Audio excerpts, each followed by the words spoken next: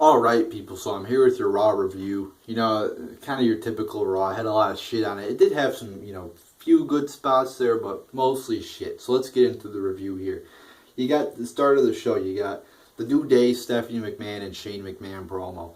Thought it was a waste of time. I mean, you got, New Day out there, saying, oh, are we going to stay together? Then, it's basically just fucking Stephanie McMahon and Shane McMahon reiterating the possibility that anything could happen with the brand split. Oh, thank you. I didn't already know that anything could happen. Of course anything could fucking happen. They haven't even announced what the fuck's going to go on with this brand split yet. And of course, they gotta fucking call it brand extension. They can't just fucking call it brand split, which everybody on the fucking internet calls it. They gotta term their own fucking term because, oh, they can't copy. They just gotta create it themselves. If anything goes against what WWE does, they can't have that, like Zack Ryder. If fucking Zack Ryder fucking goes out on his own, gets his own internet show, organically gets over with the crowd, oh, they can't have that. They gotta have it themselves. They gotta create everything themselves. It's just a fucked up but whatever, that's a fucking side issue. But after they get the fucking fact over that everything's possible, oh great, it's again total waste of time there.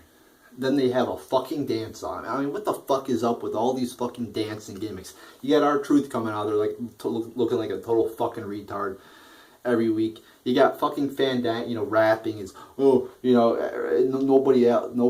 in the crowd fucking cares what the fuck he's saying. He's rapping every fucking, looking like a total fucking moron. You got Fandango looking like a gay ass motherfucker with his gay ass dance moves. You got, going back to the past, you have a fucking 400-pound guy like Brodus Clay looking like a dumbass out there. It's just retarded with all these dancing gimmicks. And then they have a fucking, oh, that's great. We have a fucking dance off. Just a fucking dumbass segment there to start the show. Then you get the Vaudevillains and the New Day ending in a disqualification. The match itself is pretty boring. And then you got Gallows and Anderson. It's just a typical fucking tag match, really. Then you have Gallows and Anderson coming out there to interfere at the end. And the thing is with Gallows and Anderson, looks like it's gonna be the New Day versus Gallows and Anderson. The thing is with these two people, they haven't really beat anybody yet. I mean, they've been here for what, a month or two. They haven't fucking gone over anybody yet, and I'm not big fans of them. Oh, people might say, oh, they're fucking 5-time New Japan Pro Wrestling Tag Team Champions, guys. That means they're good because they were good in the Indies and they wrestled for ROH and Lucha and all these fucking independent wrestling companies. So that means they're great, guys, and I'm gonna cheer. No, they're not good. I watched their work in the ring. They haven't impressed me at all. Especially Gallows is fucking bad. And they haven't been good on the mic as well. They haven't been good on the mic. They haven't been good in the ring. They haven't been good anywhere, really. So I'm not a big fan of these two guys. So, I mean, to see them interfere at the end, I mean, you could argue, it's kind of, New Day is going to be facing them. It's something new. But at the same time, these two guys haven't really proved anything. So, I'm going to give this match 1.25 out of 5 stars there. Just, seeing Gallows and Anderson did boost the rating to this match a little bit, but still, they're not that good. Then you have the Usos defeating Breezango. I mean, this match deserves about 10 seconds to get reviewed. It was a fucking disaster. I mean, fucking jobber-ass match that was dumb as fuck. 0 out of 5 stars here. Like I said, it deserves about 10 seconds being reviewed because everybody probably agrees that this is a 0 out of 5 star dumbass match. Then we have Reigns and Rollins coming out to cut a promo. This kind of just sums up WWE here for you. You got Reigns coming out there, of course, cutting his, of course, his 2-minute scripted promo, probably written for him by a writer, word for word. One of those incompetent writers. Oh, Rollins says he's the man, but I'm the guy. God damn. So you got that happening there. Reigns does his fucking 2-minute scripted ass horrible promo. Then you have Rollins coming out there and you're like, okay, good. Rollins, here we go. Here comes a good promo. Here comes some good shit. He fucking doesn't even talk. Okay, at least we're going to get a brawl here. Okay. No, he fucking runs to the ring like a million fucking times like he's going to fight Reigns. Then he runs away. He doesn't even do anything. This is his second fucking time back on Raw since his fucking injury. He's been gone 7 months. And he fucking runs away like a pussy once again. Here we go again with this chicken shit heel booking for him. Just pisses me the fuck off. And JBL's like, oh, guys, he's playing mind games. He's playing mind games. How about you go in there and fucking kick his fucking ass? That's a fucking mind game for you. That does fucking 100 times over what this fucking did. You know, fucking kicking his ass is way fucking more, 100 times more than fucking, oh, the mind games, guys. He's playing mind games. No, he's being a fucking pussy. Does anybody really think that Rollins he wound up Reigns here? You know, you could have done that. You know, he fakes like he's going to fight, then he runs away. But then, you know, you got Reigns, you know, fucking, you know, on the second rope after, you know, he thinks Rollins has run away, doing his fucking shit, you know, holding up the title while he's getting booed by the whole fucking crowd, looking like a total fucking dumbass, but that doesn't matter. That doesn't pertain to the point I'm talking about right now, but then you have Rollins come out there and fucking boom, attack him from behind, fucking kick his ass, fucking boom, boom, boom, fucking curb stomp him, fucking just do everything to him. And make Rollins look, doesn't even have to be a fair fight, just make Rollins fucking beat up fucking Reigns. But no, we gotta protect Reigns, we gotta build him like fucking Superman. Like I said, this sums up WWE here for you. Fucking give Reigns, the guy nobody likes, give him everything. Fucking gotta protect him. Gotta make him look like fucking Superman. And then fucking just bury fucking Rollins into the ground. So now I'm worked up. And speaking of dumb fucking shit, you have Rusev defeating Ryder. And like I was saying earlier, you do something organic in this company like Ryder did. Get over on your own pretty much. You know, kind of go against the plans WWE had for you. You know, maybe get more over than they thought you would. You know, we're just going to fucking push you, you know, just bury you right into the ground. Dig you a fucking 10-foot hole and fucking fill that motherfucker up with fucking dirt so nobody ever fucking sees you again. So you got fucking that dumbass jobber match here. Just obviously a 0 out of 5 star match. Then you got fucking Titus O'Neil coming back. Oh, you know, that's really great. You know, Titus O'Neil comes back from his way too long suspension to confront Rusev. Yeah, that's really going to be a marquee feud I'm going to be paying close attention to. Yeah, you know, it's going to be one of the greatest feuds in WWE history.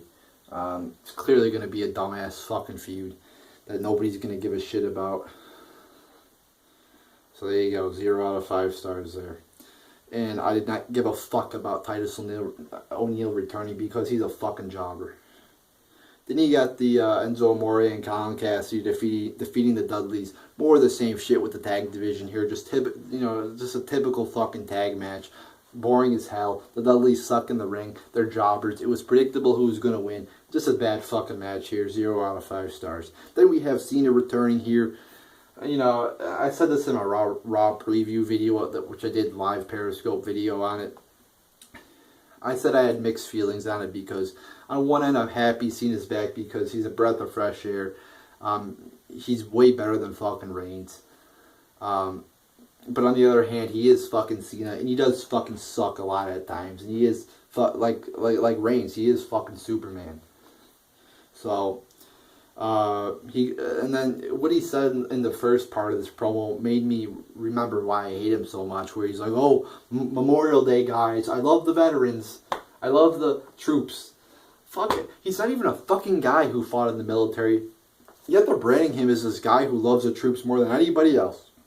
More than fucking Rollins. More than fucking Reigns. More than fucking Triple H. Cena loves the troops. He's the only guy in WWE who loves the troops. Everybody else just doesn't matter to them. But Cena loves the troops, guys. You know, it would make sense if you had a guy like Road Dogg out there who was actually in the military saying what Cena's saying. But Cena is like, fuck, you know, I love the troops. Fuck, shut the fuck up. And then you got the whole Make-A-Wish thing. It's like, and I don't mind that shit. It's just they don't publicize it with anybody else in this company. They just put it on fucking Cena. Cena does all the Make-A-Wishes. Cena loves the troops. It's never, oh, Rollins does Make-A-Wishes or Rollins loves the troops. It's 99% of the time about fucking Cena. So you got Cena doing that dumbass promo to begin his promo. Then he talks about how the new, he's going to try his best to fucking beat the new guys or the new era, whatever the fuck. Wasn't really that great of a promo. Then you have, you know, AJ Styles coming out there, and I'm like, oh, okay, you know, this might be good. Then you have Gallows and Anderson out there. And then, you know, you think, you know, AJ and Cena are fighting Gallows and Anderson, but they turn on, and fucking Styles turns heel and fucking kicks Cena's ass. What Rollins should have done to Reigns earlier.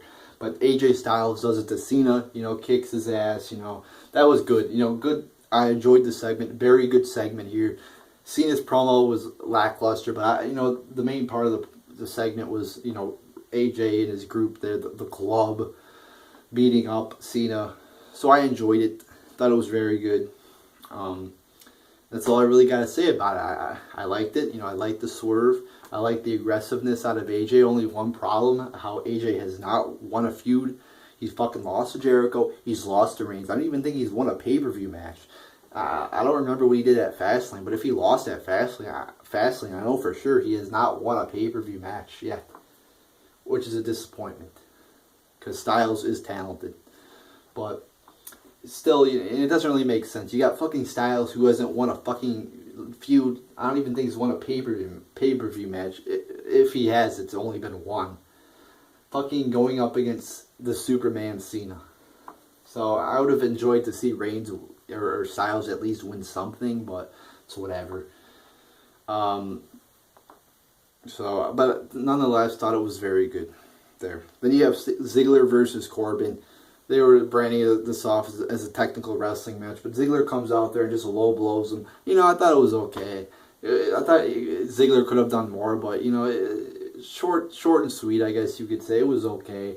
You know, I didn't expect it. I kind of liked it. You know, I liked the aggressiveness. I mean, there's nothing wrong with, like I said, being tough, being aggressive, even as a babyface or a heel for that matter. And I thought this was pretty good. So, you know, Ziggler was getting ready. He put on the fucking helmet. He put on the fucking mouth guard, but then he kicked him in the balls. I liked it. So I'll give it 2.5 out of 5 stars.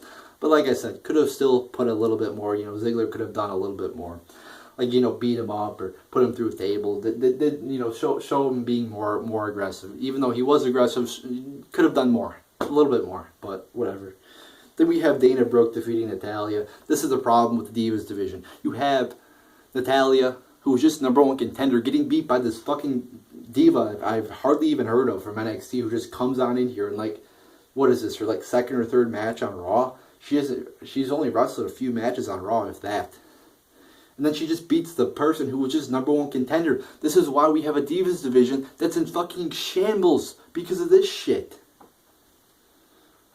So the match was like a 2-minute match. Natalya gets beat in 2 fucking minutes when she was just #1 contender. She gets beat by this fucking random ass NXT person who was just called up to the main roster when she's hardly been on any NXT pay-per-views that I remember. So that just dumb as fuck. They're 0 out of 5 stars. Then we get your main event. It's Ambrose, Cesaro, and Zayn defeating Owens, Jericho, and Del Rio.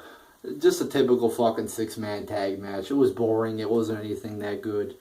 I'll give it 1 out of 5 stars. I mean, this is just as ordinary and typical as you get there. So I mean, that's pretty much your fucking show tonight. And overall, not really that great a show. You had one good segment there with Cena and AJ Styles, but I mean, other than that, there wasn't really anything that good. They had a lot of dumb shit on the show. So overall, I'll give the show 1. I think I said at the beginning of this review that there was a few good things or a couple good things I might have said. There was only really one good thing really with so I correct myself. There was only one good thing with the AJ Styles Cena shit. So overall, I'll give this show fucking 1.5 out of 10 stars. I mean, they really gotta fucking do more on this show. I mean, another thing I didn't like is how, you know, Charlotte did that big thing with Ric Flair last week, where she fucking shit on Ric Flair, and then she's not even a fucking prominent part of the show. There's more focus on Dana Brooke than there was on Charlotte. So that pissed me off, but whatever. You know, I think this is a good point to end this video. I've done enough ranting. Like I said, the show I'll give 1.5 out of 10 stars. I believe I said. Like I said, only really one good segment, and that was the AJ Styles Cena segment. So there you go, people. There's your Raw review.